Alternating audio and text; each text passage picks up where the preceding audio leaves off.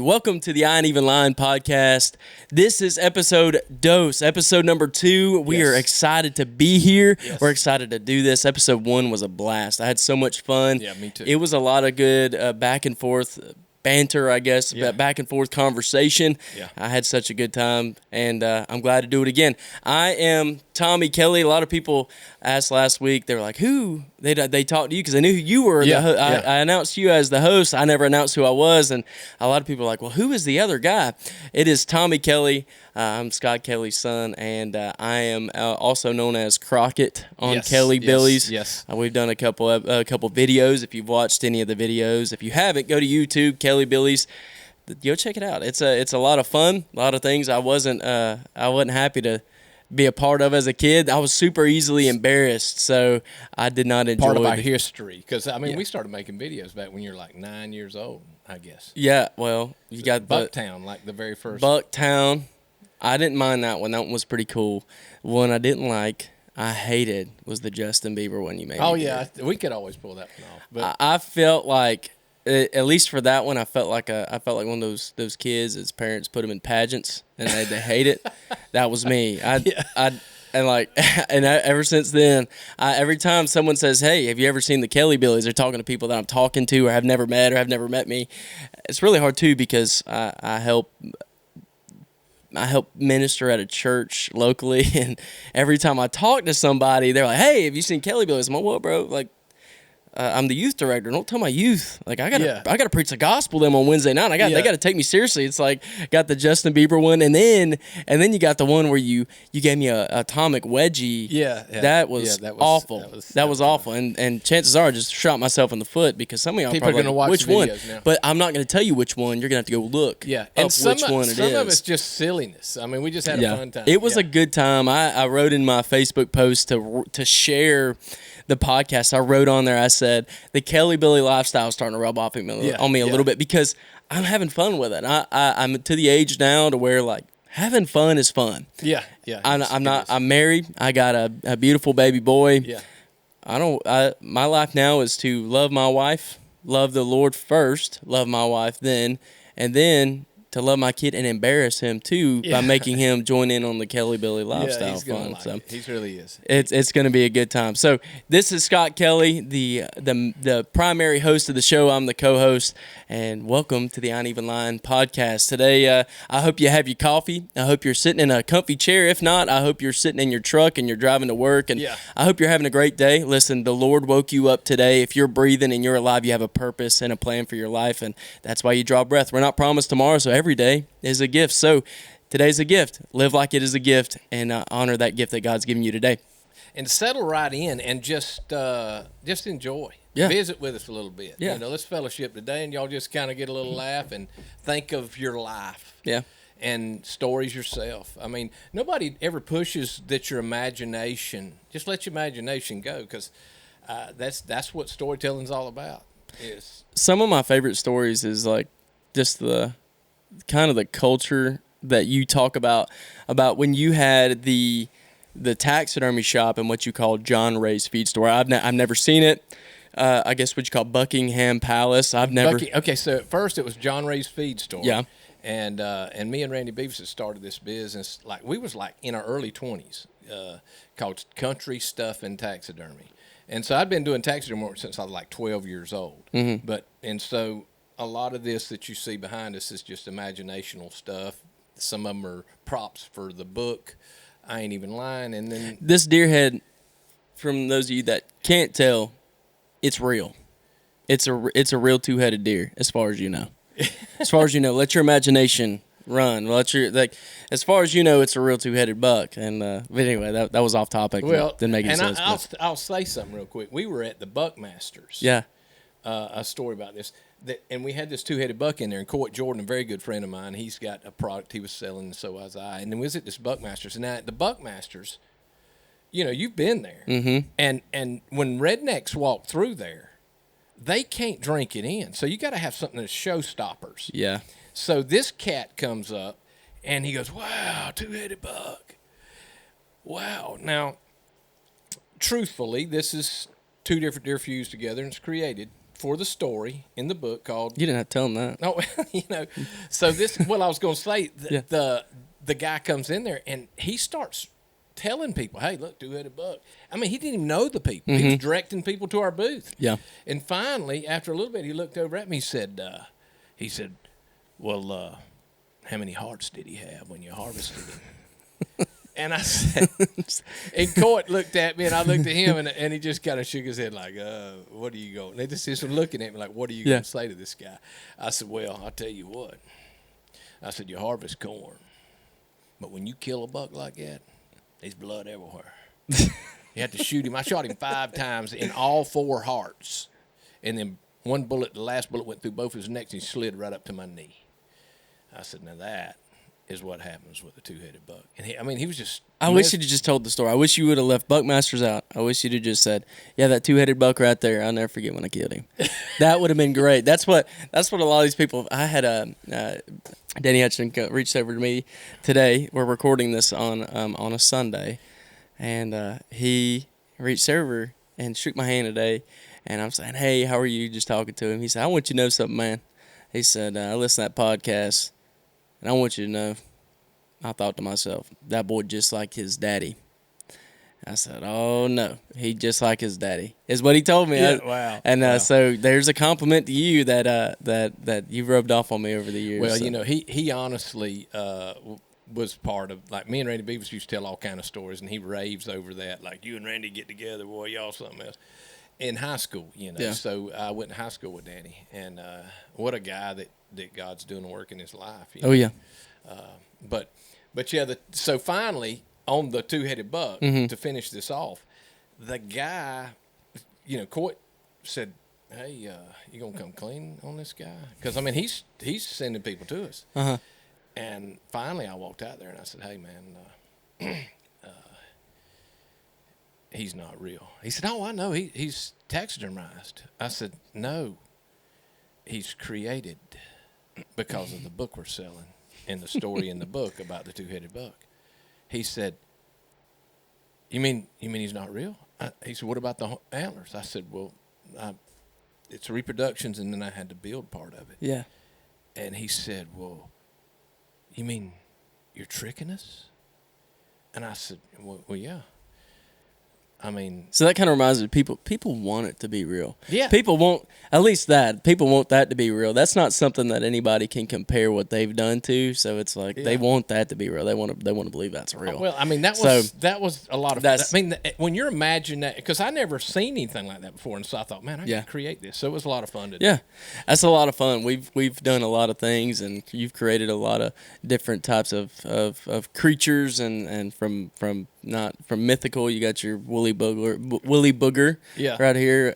We might can talk about that later on. But today, I kind of wanted to have a theme today. It kind of helps with the specific story I want to start out on. And today I want to talk about brotherhood, essentially, but more so like I got a brother, and his name is Jonathan, and you got a brother, and your brother's name is Michael. Yeah. And you also had another brother named Jeff. Yes. And so you grew up with both of them. Well, I want you to tell the story of was it a peanut butter and jelly sandwich?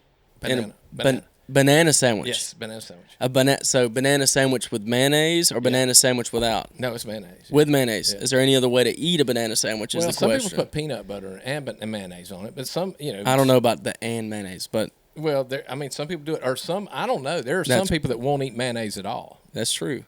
That's true. Them noodles, they won't. If you get a bunch of them noodles, a bunch of them noodles won't eat no mayonnaise. They don't eat it. No, they don't. Evan not at all. does now. He just told me he started. Does he? Yes. Duke's is the only way to go. Yeah. And Papa would disagree, say Kraft mayonnaise. Mayonnaise. So, but I want you to tell that story of how banana sandwich turned weapon. Yeah, okay.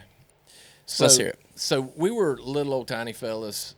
Michael was a year and a half older than me, so I must have been about 4 years old. He was probably 6.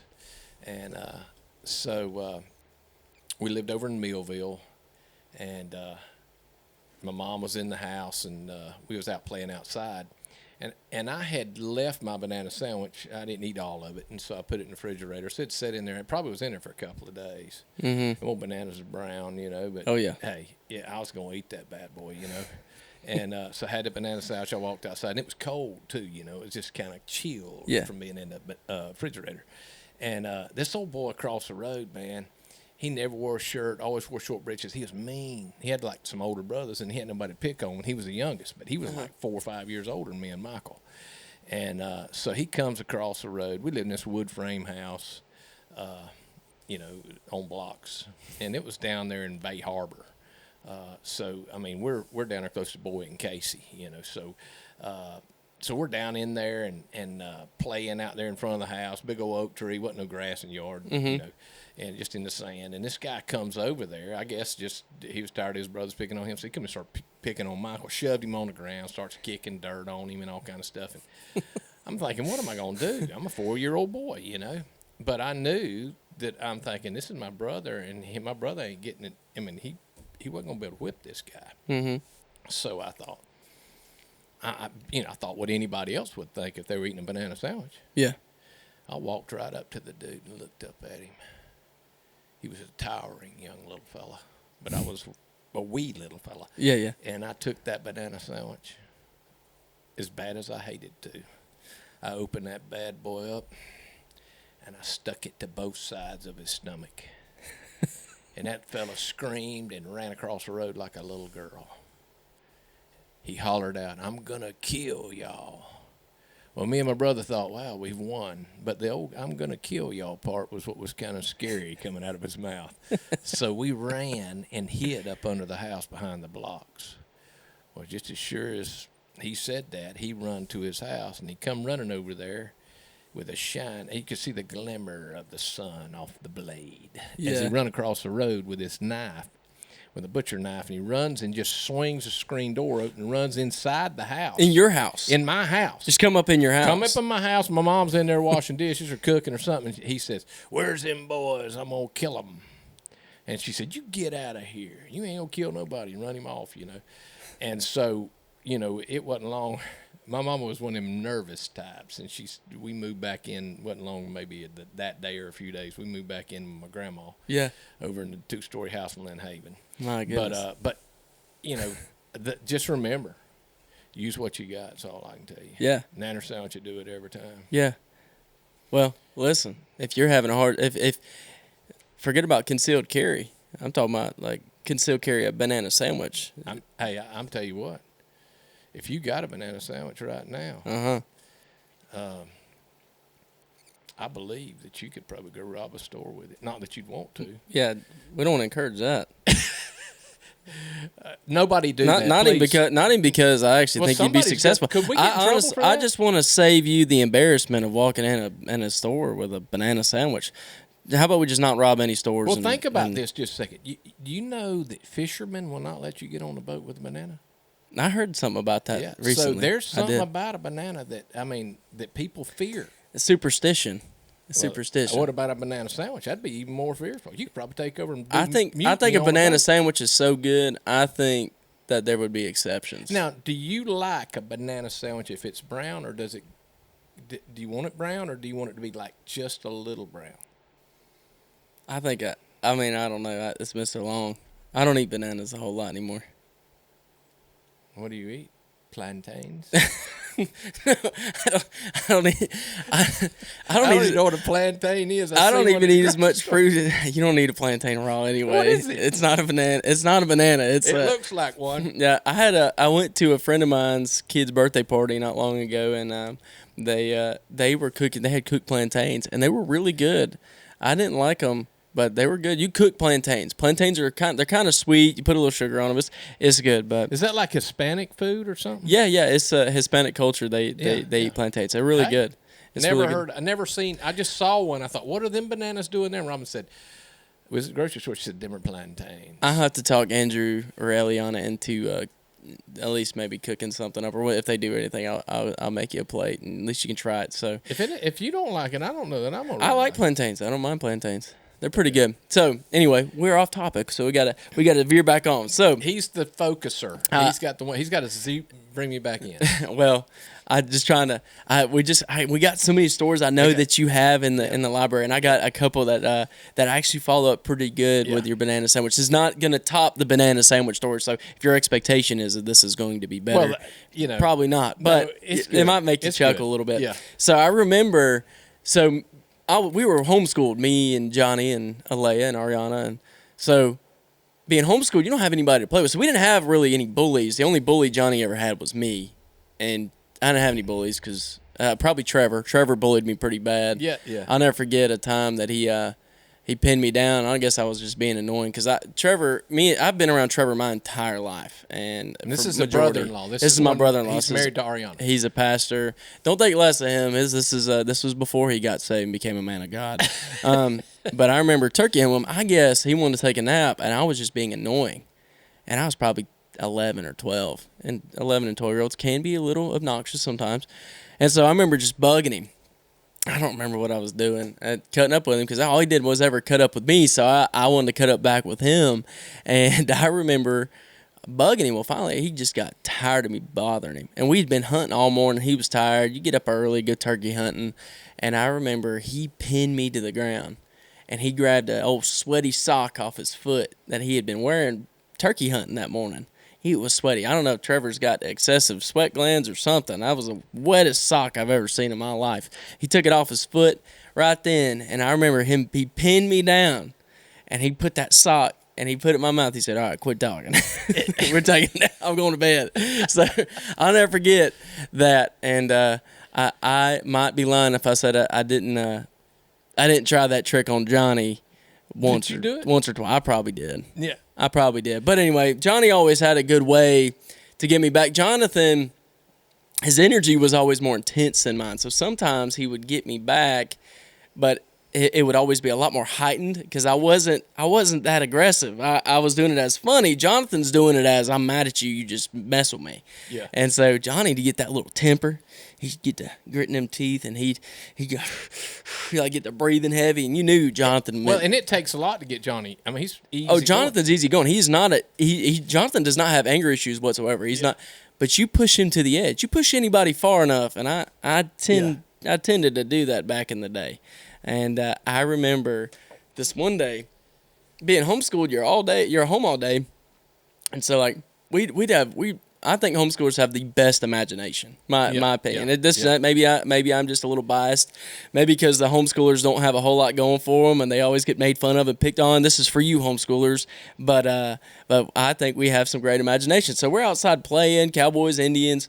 We're playing Pirates, whatever. Yeah, y'all made a little ship for us and stuff. Yeah, so we play, and I remember we got some sticks one day, old sand pine tree sticks. Oh, yeah. That worst kind. And break off. We're sword fighting. Well, you hit somebody in the hands enough, they've had enough. They're done.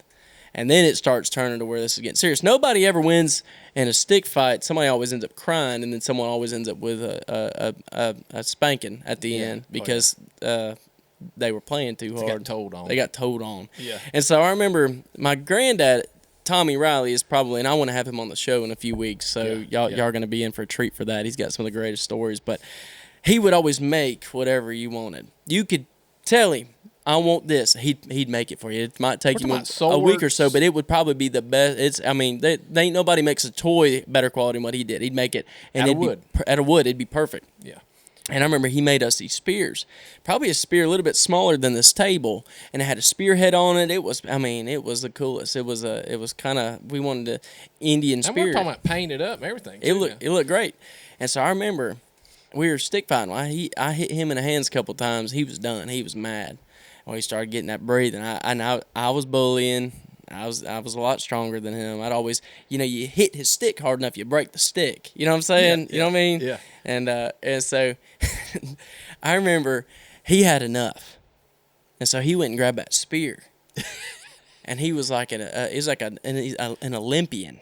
He went on a stride. He got a good stride, kicked off, boom, that thing's flying through the air. And I'm telling you, you couldn't have timed it or made it any better. He hit me square between the eyes. I mean, like I felt like what it felt like when Goliath got pegged by the rock when David slung it out of his sling.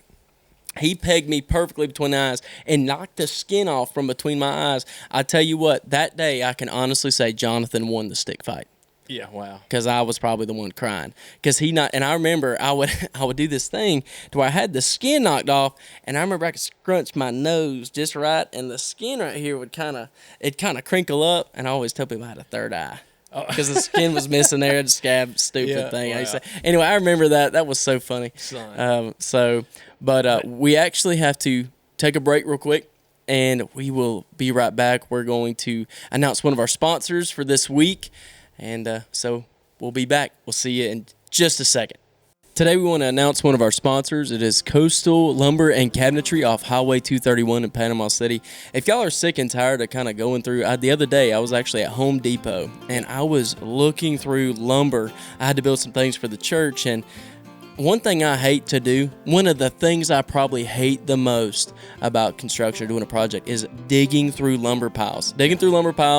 Constantly finding poor quality wood at a high price, and then I'm sitting here and I'm trying to make sure, especially working for a church, I'm trying to make sure that the money is spent well on good quality product. Yes. And so I'm constantly looking at every board, flipping it over, looking at it, and then paying too much money, and I spend too much time in the lumber yard. And at least Home Depot has it inside, but it's not great quality wood in itself. And then Lowe's, I don't even go to Lowe's to look for lumber. It's just everything's so out of order. So one thing is I want to announce Coastal Lumber and Cabinetry. Those guys have it going on, and they just have good quality wood. And don't they have their own way of like treating and all this? I mean, all this stuff, and at a great price. You've talked to Ricky more than me. Yeah, it's Ricky and Drew Robbins. Yeah, these guys have got it coming directly from the supplier, and these guys have really got some number one select lumber. You don't hardly ever find number one select. No. And so go see these guys. These are good guys. You're gonna see somebody with a smile on their face that really wants to help you. Yeah. How many times have you went somewhere the guy didn't even want to help you? Yeah. know? Yep, they help you out. They'll get you taken care of, and they do cabinets as well. So if you're working on a house, go check out their cabinet prices. I know that they will probably beat most people in town. Go take a look at it. Me and Drew have talked, and I know they got some pretty good quality stuff. And Coastal Lumber and Cabinetry off Highway 231. Go check them out, and we'll go ahead and put the information up so you guys can see it. Thank y'all so much, and that is our sponsor for today. Yes, thank you. And we are back. It is so nice to have sponsors and people that want us to advertise for them on the show. So y'all go check them out. And so to jump back into today's segment of Brotherhood, is I guess what we're kind of in the vein today. Yeah. You were kind of telling me of a story about you and Uncle Michael, something about crow or whatever. Well, okay, so when I was younger, when we first started hunting, it was squirrel hunting. Uncle Michael had a .22 rifle, and I had a 410. Mm-hmm. And, so he's a better shot than you. Well, I don't know that he's a better shot, but I did see him shoot his first squirrel. And you know what I'm joking. amazed me about this is up there, and we got some family land up there, in the Fountain, Econfiner Creek area, north of Fountain. And so there was this huge oak tree. And I never probably ever told you this, but it's the biggest oak tree I'd ever seen in the wild. Now, I've seen them in like people you go to St. Augustine, places like that. You see this big tree. This thing had to be 400 years old. Yeah. I mean, really unbelievably huge. Yeah. And lightning struck it one time, and it just completely fell to the ground. It was over with nothing but but it was hollow. And your Uncle Michael had shot a squirrel, and we found it the very next day in the edge of the hollow. So, sorry. Are you trying to get it closer to my face? Yes, make sure we can hear you. Go ahead. Sorry. Okay. So, anyway, so we started shooting squirrels. The first year, we all got a squirrel, and him and my cousin Rusty probably shot 2. I shot 1. Mm-hmm. The next year, I started progressing a little bit. Yeah. Now, I wasn't into sports like they were. Uh-huh. And so I was really more into the outdoors. Right. And so I started looking. I'd watch the trees and look for movement in the trees, and I'd start stalking to where they were at. Mm-hmm. Well, they were just looking for squirrels close by. So I started killing more squirrels than them about the third year. And I was doing really well. And so it kind of bothered him because the young guys killing squirrels. Yeah. And so I went off in the cow pasture not far from my grandparents' place and, on their property. But I was walking back through there, and I was just kind of leaning against a tree. And this big flock of crows come and lit in this pine tree where I'm at. Uh-huh. And so I just raised my gun up. I said, I'm going to shoot these crows. And so I squeezed her off. Poof! And here come a crow falling to the ground. And I looked, and here come another one falling to the ground. I shot 2 in one shot. Well, your uncle, I yelled, 2 in one shot, as a little kid, and your Uncle Michael, he was over there going, what his vision of it was, he tells a story that he saw the crows coming, and he thought, I ought to shoot some of them crows. My brother would probably shoot them. I should have shot him. And then I shoot and kill 2 in one shot. Well, that really drove him crazy. Yeah. So I was really in the lead on this contest, non-contest contest, Right. So, brother, what's that word that they say? It's the unspoken competition. Yeah, it's always that's it's how it was. unspoken. You're competing at all times, 100% of the time, every time, so all the time. I had never heard Yeah. the word eating crow. So I got an uncle. Now, Uncle Colbert lived up there with my grandparents. Mm-hmm. And so I went up there with 2 crows, and Uncle Colbert said, I've always heard the words eating crow. He said, we gonna cook them. Yeah. So we took them crows and boiled them down and ate them. Boiled a crow? Well, he boiled them down to tenderize them in water. Okay. And we plucked them and everything else. And really and truly, I can tell you this. I have ate crow before. More than once, but this is true eating crow here. We tried it. Yeah. Is it pretty good? No, No? it's about like yard birds. So about us talking like last week. So sparrows ain't as good as you think. It's just not worth eating. No. And then you got crows that they're not as good either. No. Yeah, did you know that they have a crow season? Like the state of Florida has a crow season. I've never shot a crow in my life. They're smart. Now I'm telling you what, you get out and shoot one, and they're gonna leave. Yeah. I mean, you better be a good shot. So talking about BB guns and 22s and 410s and hunting and shooting around, I remember Jonathan.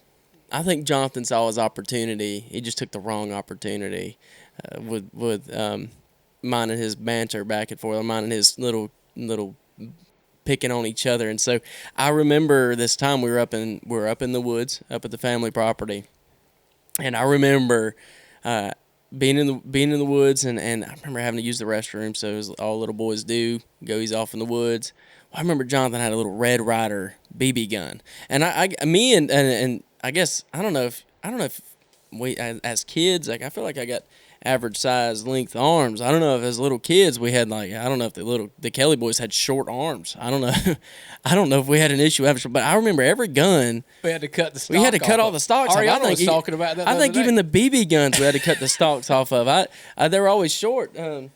What? That's the stock off at 243 right down there. It says it on the bottom. Yeah, this is how much he made it into a little like pedestal a little trophy thing. Yeah, but that's how much we had to cut off of right there. And for those who are watching can see, and those who are listening, you just have to go look at the video. That's how much we had to cut off my little 243 single about shot. About an inch and a half, nearly 2 inches. 2 inches. Because I guess that's such short little arms. That thing right now is about like a pistol. That's how short it is. And but it's not ATF. It's not a pistol. It's a real rifle. It's a rifle for kids. Yes. So, but I remember going out, and Johnny'd have that little Red Ryder BB gun. Well, he thought, he started giggling. Old Giggling John. Giggling John. He started that little giggle going on. I knew something was up, something was going on with Johnny. Well, I watched him. He cock that little BB gun. Well, here, little BB gun, blink. and all of a sudden I heard one of the little BBs fly by my ear. Well, Jonathan started trying to shoot me while I'm going to the bathroom, and I'll never forget. He now tried you're taking to a leak. I'm going to the bathroom, man. I'm exposed. There's nothing to protect me. He's coming at you from the back. Yeah, he's trying to shoot me with the BB gun. So I remember him continually shooting. I'll never forget. He got a little spanking that day for shooting me with the BB gun. And but I remember always hearing friends talk about taking BB guns. And if you're listening to this and you did this, I never done this. I don't guess I I never had any interest in it, but I knew people who would take Red Ryder BB guns and they would have Red Ryder BB gun fights. Like they'd shoot each other with Red Ryder BB guns. Don't do that. Kids, if you're listening, if a kid is listening right now, do not do that. That is a terrible idea. But I remember kids doing that. Oh, yeah. And thinking, you guys are lost your mind. You've lost your mind. It's a wonder we didn't see more people that were blind in one eye. I remember. So this is a terrible thing to talk about, but it actually leads me to a pretty funny story. So my buddy Alex Montero. Yeah. He probably one of the greatest guitar players I know. He's just I grew up with him and I was in his wedding and I remember as a kid, me and him did not like each other very much. We did not like being around each other. We ended up being like I was the best man in his wedding. So like maybe we ended up becoming pretty good friends over time. You worked together a little bit. We worked together for a long time. And I remember as kids, we could not stand each other. I remember being at Carla and Kyle Hightower's house on the, I guess, Deer Point up there. Yeah, they had this ditch, well, really a canal, but it was grown up. And the canal, they could launch boats into it or whatever. They'd fly down there, it wouldn't have about 4 foot, but man, old Kyle, he'd go through there, So I remember underneath, they had a porch, you kind of get underneath it because it was elevated. And I remember there was this Red Ryder BB gun that I guess Connor had stuck underneath the porch, and it'd been under there for a long time. It'd been under there for years. And what had happened is he would take that BB gun, or we took that BB gun. That BB gun was full of sand. It had just been in the weather for years. Full of sand, it had a BB in it. And I remember shooting the sand out of it. And if you take if an old Red Ryder BB gun's full of sand, you could shoot sand out of it. That spring would just shoot sand out the end of it. I'll never forget sitting under that porch. And Alex Montero, he's a little younger than me, and he crawled up under. He said, "What are you doing?" I said, "Oh, look, it's BB guns." So we're back and forth playing with the BB gun, and we're just I would say I would keep it like reiterating that there's nothing in the gun, but as a kid, it was not a smart move of what the following move of what I did. But I took that Red Ryder BB gun that had sand in it, and I kind of filled it back up with sand. I remember looking over Alex, thinking to myself, like, I wonder what would happen if you shot somebody with a sand. And so I remember I got that Red Ryder BB gun with the sand in it. And I remember shooting him with that sand in that Red Ryder BB gun. Like, it hurt him. I say it hurt him. It stung him, and he didn't like that. He started crying a little bit. That typical move. Like so you do. What'd you do to try to you do with little brothers. You're like, shh, like don't tell nobody. Listen, you can shoot me. You can shoot me. You can shoot me. We'll make it even. Shoot me. So what he did? Did he shoot you? He filled it up with sand. He cocked that thing back. He pointed it right at me, and he shot me with it. And it hurt. It didn't feel good at all. But what I did was, listen, you got to make sure you have insurance. And so I want to make sure I wasn't going to get a spanking when I got to the house. So what I had to do is what anybody needs to do in a situation like this is I went to Kelly, his mom, and I told on him that he shot me with that sand in that Red Ryder BB. Did he get in trouble? He got spanking. He tried it. But the good thing was, Alex, if you're hearing this, if you're the first one to tell on the kid, then if they're like, well, he did it to me, well, the answer you generally get is like, well, I don't care what they done to you. You done it to them first. Wow. And so I didn't get a spanking, but he did. So I actually have since apologized to Alex over that. I felt bad about that over time. Have you not ever apologized until now? No, I have. I told him one time about that story, and he said, I remember that. I remember. There was, but no, we after that we made amends. We became good friends, and you don't put people in your wedding that you don't like. At least I don't think you do. Anyway, maybe that. Yeah. So, but it's kind of funny. For a wedding gift, he should have got me a Red Ryder BB gun. That would have been good. Or he should have just shot me with a Red Ryder BB gun with sand in it. Some sand. Yeah. Yeah. That is funny. So a couple of takeaways from today's some lessons is that there are two things you can use as non-lethal weapons: banana sandwiches and Red Ryder BB guns with sand in them. Yeah. Boom. There you go. That's right. In fact, I don't think they can trace the ballistics on sand. Nope. There's no ballistics on sand. Yeah. Nope. I don't think so. So, but yeah, that's what happened. So, So, do you got any other stories to compound on any of the Brotherhood? I know you got some with Uncle Michael. I did shoot him with a BB gun one time, but he come at me. He had a newspaper, and he hit me with a newspaper and beat me up with a newspaper after that, But as a boy, I remember as a boy, because we used to live in Lynn Haven when we was little, and that's where this all went on. And but it reminded me, we had this fort out there, and so I was scared of the dark when I was younger, and so I would get mad because Michael would somehow. I think my dad enjoyed because I was the one that would cry the most. I think. Yeah. But my dad used to pick on me about, and so he'd say, "Go take the dog food out there to the dogs." And we had these two little beagles out there, and I would run him out the door, and it'd always be dark. And he would say, I'd say, "Don't scare me, Dad." He said, "Okay, son." And so I'd take off, and he'd turn the light off and go, boy, I'd run as fast as I could. I'd dump the dog food in the thing. Did it even make it in the dog pen? I don't even care. I didn't even care. You sling it through the grate. Oh, I'm telling you right now. Chain links. And what's the funny thing about that is when you've done that kind of stuff, and I sent you a little meme on this other day where the guy's singing like, yes, it's because he's going to a tree stand in the dark. I saw that. He's singing, yes, Jesus loves me. I mean, like, how many of y'all have ever been walking to your tree stand? Oh, man. In the dark. I think I see where you're going with this. I think you've baited this story up. I know where you're going with this next. Yes, I am. I'm going right here for Tommy. But so, and I used to be that scared too, honestly. Yeah. I remember I had a coon dog, man, and a lot of y'all know I had coon dog, and I didn't even deer hunt back in high school. We coon hunted. We loved it, man. We'd go coon hunt, went to coon hunts and competitions and all kind of stuff. We could get into that, but by the way, just real quick, we don't have to spend hardly any time on this. Yeah. For the record, if those of you that listen to the intro with a little bit of music, the little firecrackle, a little bit of dogs in the background, we made that. And I was inspired by my dad's. A lot of your life, honestly, some of the most fun, the stories you tell me that I feel like you have the most passion about is probably the coon hunting days when you were sitting around a fire and hearing the dogs run and just enjoying people and hearing who the owls in the swamps or where you're at. So that's what that is essentially is those are two tree and walkers. Two tree and walkers. I made sure to make sure it was as authentic as I could find. But if you listen to that and wonder like why are there two dogs barking in the background? Listen, those aren't house dogs. Yes, those are tree and walkers, and they're actually treeing a coon. Yeah. I made sure to find good audio that made sure to paint that picture. So if you ever wonder, boom, there's a little bit of tidbit of information for you.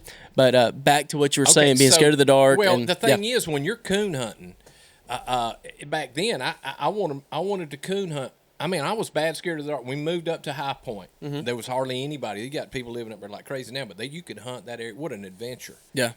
But when I didn't have no vehicle. So I'd have to walk from my house, and there was plenty of coons. I'd turn the dog loose, but I was wanting to coon hunt more than I was scared of the dark. That's how I overcame it. Yeah, and now I can walk through the woods. I just turn the light out. Yeah, it don't matter to me. I don't care. They used to ask me this: "You ain't scared of nobody getting you?" I'm thinking, hey, if some dude's out here standing by a tree, been there for 20 years, going, man, I wish somebody would walk up here so I could get them. Dude, that's probably one of the most profound things. That helped me get over my fear of the dark. But there was a long time I was scared of the dark. Yeah. A long time. And I remember. Now, he wanted to hunt by himself. Well, yeah, my best friend, Brigham Bass, was hunting by himself, which you used him. I did use him against me a lot. Well, I used it like Brigham would do it. Brigham would do it. You peer pressured me with my own friend. So, Brigham, I want you to know, I'm the man I am today probably because you did, because my dad used you as he always would say, oh, Brigham would shoot that gun. You don't want to shoot the gun? You don't want to shoot the gun? I know you ain't got ear protection, son. You don't want to shoot the gun? Okay, I bet you Brigham would shoot the gun. I bet you Brigham would do it. That's okay. We'll put the gun up. You go home. Brigham shot his, but you won't shoot yours. Now, Brigham wasn't even with us. Brigham was never with us. I don't even know if Brigham was probably crying, too. Brother Chad's probably saying, I bet you Tommy shoots his gun. I bet you he shot. Nah. But, go ahead now. I remember, so... Brigham now, he come clean on this story not long ago because I didn't even know this was where we're headed. Yeah, I was probably 11. No, had probably 10 when I first started hunting by myself. So I'd carry Johnny Boone with me. Yeah. And Tommy Crockett would go. I'd go by myself. And we had these shooting houses. I mean, nice shooting They were houses. safe, staircases, the whole 9 yards. And so we would have what we call the swamp stand, the newsstand, the oak stand. The newsstand did not ever get an actual proper name. We just called it the newsstand because it was the newest one we had. And we never killed hardly. I think my dad killed something. We quit hunting out of there because it just wasn't no good. But anyway, so but I remember this one morning, I was so scared of the dark that, like, and you saying that, I remember always thinking to myself, like, I try to convince myself that nobody is sitting here waiting in the dark for me, but I just could not get over the fact of that. But there might be the one person. Yeah, the one guy's the one crazy. 10 years. He's waiting there. He knows. But so I remember I was supposed to go to the oak stand, and you're supposed to go to the swamp stand. Well, so I remember we have a cabin up there. This old pole barn closed in, and I remember I wasn't scared of the cabin, but I was scared to get in the woods. Yeah. And so you're like, all right, let's go. You're gonna go walk down the oak stand. I'm gonna go to the swamp stand. So we start walking. We split off. Well, the oak stand goes around a corner. And you also have to go through a little branch. Go down a branch, go down a hill. And I remember thinking I was scared out of my mind. And I remember looking back, and we're walking off, and we're splitting off. I turn my light off as I'm even easing down into the woods. It's dark. And I watched my dad's light disappear. And I remember thinking to myself, I'm going to run back up to the cabin, and I'm going to wait till daylight. Because I was so scared. And I remember you walked off, and I waited because I wanted you to be proud of me. And so I looked, waited, and I ran back up to the cabin, sat there till daylight with my gun. And I remember at daylight, I ran back and got in the stand. And I remember you don't see stuff if you get in there if you get in after daylight most of the time. But you did kill some stuff there. I did shoot stuff. Several deer and I mostly killed them in the afternoons, and they had to come out before dark. Because I was getting out before dark. I'd get out before dark, and I'd get in after daylight. I know grown men that they're not going in before daylight or set after dark. Yeah, I had to find out, like, now I'm to the point in my life, like, I can cut my light off. Like the other night, I walked into my stand solely off of the moonlight. Yeah. And I'd rather do that than walk in with a light. I just don't want the deer knowing I'm coming, but I've come a long way. But there was a point there that I was scared of the dark for a while. Well, but I got a story that I want you to tell. All right, go ahead. Paramafe. Oh my goodness. Okay, so and we'll finish off with this story because we got about 4 minutes. So my younger brother, I loved him. He's passed on now, Jeff Riley. But so it was old Philip Hathaway, and I guess it was Michael and may have been Keith. But the Hathaways had this trailer down at Weewaw on the river. Mm-hmm. And there used to be a show called The Night Stalker.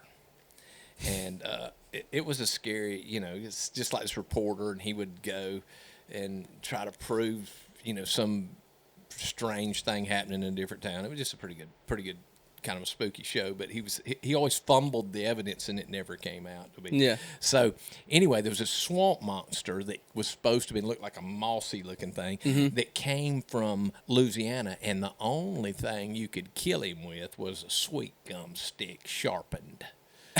I mean, so if you're that's very specific. This is in New York City. So how you gonna get a sweet gum? Where we got sweet gum trees everywhere. Just to let you know, if you live in the state of Florida, there is no such thing as paramafe that it could ever hurt you. We got more sweet gum trees than we got anything else. If one gets after you, get your sweet gum. Just go get your sweet gum tree. That's got the little baby and a banana sandwich. Yeah, and a banana sandwich.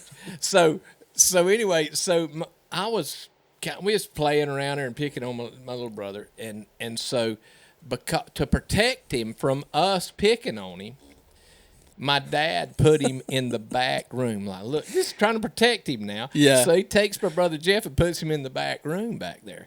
And so he told this story later on. And so I got in the vent. Now on a mobile home, them vents go through the floor. It's like a microphone. It's like a cup. It's like a cup with a string on it. That's it. So I'm at the vent going, Paramafe. He said I was scared to slap to death. You could hear the river water right beside the trailer. He said, that was the worst thing Dad could have done, stuck me in that back bedroom. Paramafe's going to get you. He's coming.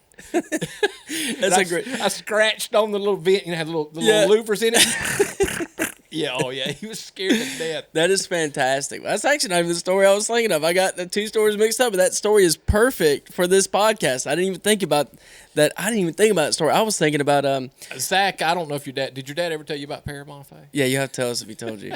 Zach, Brent, or Caleb if he told y'all. Yeah. But no, I got one last. We're basically out of time, but I want you to at least tell this story. I don't know if it's going to top Paramafe. That was a great story, but No, I want you to tell the story of what was the lady that when you were coon hunting. Oh. And the lady got killed. Out Okay, there. okay, so and that's what made you scared. And, okay, yeah. so this is the thing. This is how you overcame being scared of the dark. So you got to understand, we used to go down. We lived on High Point Road, over close to Bollinger Road, and the Bollinger family lived right next to us. The road was named after. So you got an attorney in town, Ben Bollinger. He's there, and Dennis, his brother. We hunted together forever and all this stuff. So we've had a blast. A lot of adventure. His dad Charlie, and just crazy stuff, and so, but down Bollinger Road right there. You know, before we ever moved up there, which is where Uncle Dennis lives now, right where he lives, there was a lady that was killed with a screwdriver. Whoa. Yeah, I mean, stabbed her a bunch of times. This is not the story I thought. Yeah, anyway, continue. Well, and so, that's that's what happened. Okay. That's what happened to her. Yeah. So, and one of the neighbors said, I used to ride through there, and I saw buzzards, and I got to smelling something. I never knew what it was. And the cops come up, and they found her, you know. Oh, wow. And, yeah, it was a bad deal. And so I'd have to walk down. So I had to walk to Pitts, where Pitts Park was, but it was just a sand pit then, and that's where I'd turn my dog loose, was right there at that bridge. Yeah. And you talking about spooky, I had to walk by there. Yeah. And so we would we didn't know what her name was, so we nicknamed her Lessie Mae. So Lessie Mae's going to get you. I remember my brother had people on the football team from Mosley over there working out, and it was dark on High Point Road. Yeah. Dark. And we'd get over, and I even made a clay head. And, you know, made her like an old lady with Brillo pads on her head. You know, it's like, and made the head out of clay and set it over close to where we worked out. It called it Lessie Mae. And, hey, one guy said, man, he was a big old muscled up guy. He said, man, I want to tell you, he said, y'all got talking about Lessie Mae. He said, it got dark. I was on my way home. I never stopped at the stop sign. So, yeah, it's great to have something to scare people with. Yeah, that's crazy. I remember you tell me, you'd always say, like, I had to make a choice that, like, either I was going to be too scared to hunt or I was going to like hunting enough that I was just going to go hunting. And so, like, you had to overcome that fear, and you just had to make a choice in your mind. Do I love this so much or enough to where I'm going to overcome what's honestly trying to make me where I don't want to hunt? That's it. The only time I'd really get scared wouldn't be on my way hunting. It'd be on my way home because the lights off the house would be on some limbs. Well, and also the adrenaline's gone. That's like going home from a hunting trip. Like you going to there, you're like ready to go. I'll drive through the night to go hunting tomorrow. We sitting in a stand at daylight, and I'm leaving right. You know, that's kind of my mindset. Like, I'm fired up, but on my way home, I need to stop. Like, quite a bit. Like, I'm not near as excited. I'll probably get a hotel room on the way back home. Like, but it's kind of that same feeling. The adrenaline will get you there, but getting back. Well, and this is what you have to know is, especially if you're coon hunting, nighttime lasts a lot longer than that battery in your light will. That's true. And so, I'm sure back in them days they didn't have rechargeable. Well, they had the good light. I had one called one of them stream lights. Stream light? The cops had, and it would go dead on you. So you'd have to turn it off, and for you to go, once it was dead, you'd have to leave it off for a little bit, and you could turn it on and it'd come on. Like a few minutes, and then just shut back off. So I learned to conserve that light. Yeah. Because you ain't gonna see the coon on top of the tree without a flashlight. Yeah. So. Man, that's good. That's good. Well, that's all we have for today. So hopefully in 2 weeks, I would like to actually have Papa on the show. Yeah. He's got so many stories. I had some stories that I had thought about that I wanted you to tell, but I actually would like him to be present to hear those, to kind of put his input on there. He's got some stories, and I would say all of them, most of them, if not all of them, are true, and some of them are hard to believe, but they're great stories to hear. So we're excited to bring him on the show. He's honestly one of my top 5 favorite people in my life, and he's honestly helped grow me into the man I am today. So me as well. I'm excited to get him on the show, and I'm sure a lot of people listen. They want to hear of Tommy Riley getting on here and talking and telling some stories. We may have to make it to where we split that up into more than one episode. Yeah, might be. It's going to be a lot of good content. Might be 2 episodes. We might have to split it up. Yeah. So today I want to start something. It's important to me, especially being in ministry, but also though I frequently I'm behind a podium and I'm able to speak. Honestly, one of the most people who pour into my life spiritually is my dad, and has always done that, and has always I've actually used a lot of things that you say and that you've said to me over time. I've said that in preaching, just because it's a lot of things you've said have been so impactful in my life. So I would like you to pray us out, because I believe that if you're listening today and you heard us talking and you notice there's something different about us, I want you to know that what's different is what dwells within our hearts, and that's the Lord, and we've invited him into our hearts, and we're saved by the grace of God, by the blood of Jesus, and we've accepted that gift as for us. We've accepted that gift and that he gave on the cross, and one day we look forward to making heaven our home. And if you're listening and you're not sure if you'll make heaven your home, I want you to know that gift is for you too. But Dad, I want you to pray over us, pray over the audience, pray over anybody who's listening or watching, and let's just pray a blessing and pray protection, and that maybe if someone's heart is stirred, that they find an opportunity to have a moment with Jesus. That's it. Let's pray. Lord, we thank you for this day. I thank you for this opportunity to have fun and to visit with people and share a laugh or a smile with one another, God. I thank you, Lord, that you've done a lot in our lives and brought us to this place where we're at.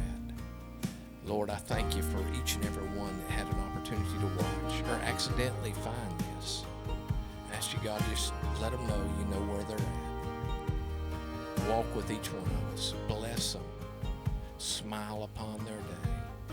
And help them, Lord, that maybe this will lift them up and help them to see you somewhere in this day. I thank you for all you've done. In Jesus' name we pray. Amen. Amen. Thank y'all for swinging by the I Ain't Even Lyin podcast. We'll be back in 2 weeks. Hey, make sure to follow. If you're on Apple Podcasts, follow the podcast. If you're on Spotify, follow, and then turn on the bell to get notifications when we turn out another episode. If you enjoyed episode 1, if you've enjoyed episode 2, make sure you don't want to miss episode 3. I'm actually really excited for episode 3. I've been excited for this episode, but make sure you're able to get notifications, keep updated when we turn out a podcast episode. We plan on doing this for a while, and we're excited to turn more content out and to spend more time and honestly just visit with one another again. So this is the I Ain't Even Lyin podcast. Y'all have a great week, and we'll see you next time. All right. Thank you so much.